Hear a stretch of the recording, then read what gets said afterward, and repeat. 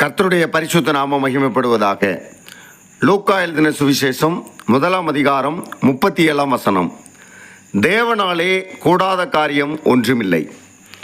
நம்முடைய தேவனாகிய கர்த்தராலே கூடாத காரியம் ஒன்றுமில்லை என்று எழுதப்பட்டுள்ளது. இதை யார் சொல்லுகிறார் என்றால் தேவதூதன் சொல்லுகிறான். 35 லூக்கா 1:35 வாசிக்கும் பொழுது, தேவதூதன் அவளுக்கு பிரதியுத்தரமாக, அதாவது மரியாளுக்கு பிரதியுத்தரமாக, பரிசுத்த ஆவி உன்மேல் வரும், உன்னதமானவருடைய பலம் உன்மேல் நிழலிடும், ஆதலால் உன்னிடத்தில் பிறக்கும் பரிசுத்தம் உள்ளது தேவனுடைய குமாரன் எனப்படும். முதலாவது ஒரு காரியத்தை தேவதூதன் சொல்லுகிறான். மரியாளே, உன்னிடத்தில் பிறக்கும் குழந்தை பரிசுத்த ஆவினால் உற்பத்தி ஆகும் என்று சொல்லுகிறான். இரண்டாவதாக 36 இதோ உனக்கு இனத்தாளாக இருக்கிற எலிசபெத்தும் தன் முதிர் வயதிலே ஒரு புத்திரனை கர்ப்பந்தரித்திருக்கிறாள். மலடி எண்ணப்பட்ட அவளுக்கு இது 6ஆம் மாதம். இரண்டாவது காரியத்தை சொல்லுகிறான்.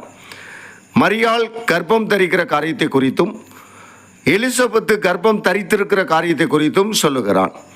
இந்த 2 காரியத்தையும் சொல்லிவிட்டு தேவனாலே கூடாத காரியம் ஒன்றுமில்லை என்று சொன்னான். இதன் அர்த்தம் என்ன? இதன் விளக்கம் என்ன?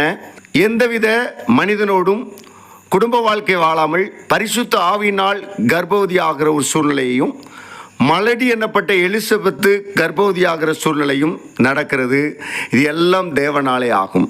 தேவனாலே கூடாத காரியம் ஒன்றுமில்லை. அன்பான தேவஜனமே, சாத்தியமே இல்லாத காரியங்களை சாத்தியமாக்குகிற தேவன் நம்முடைய ஆண்டவர். நம்முடைய வாழ்க்கையிலும் எதெல்லாம் சாத்தியம் இல்லாது இருக்கிறதோ அதையெல்லாம் சாத்தியமாய் அவர் மாற்றுவார். நாம் என்ன சொல்லணும் தெரியுமா? 38 மரியாள் சொல்லுகிற வார்த்தை, அதற்கு மரியாள், இதோ நான் ஆண்டவருக்கு அடிமை, உம்முடைய வார்த்தையின்படி எனக்கு ஆக கடவுது என்றார். இந்த வார்த்தையை தான் நாம் சொல்லணும். ஆண்டவரே, நாங்கள் உமக்கு அடிமை, உம்முடைய வார்த்தையின்படியே ஆக கடவுது என்று சொல்லும்போது ஆண்டவராகிய கர்த்தர் நம்முடைய வாழ்க்கையிலே எல்லா நன்மைகளையும் செய்வார். கர்த்தர் உங்களை ஆசீர்வதிப்பாராக. ஆமேன்.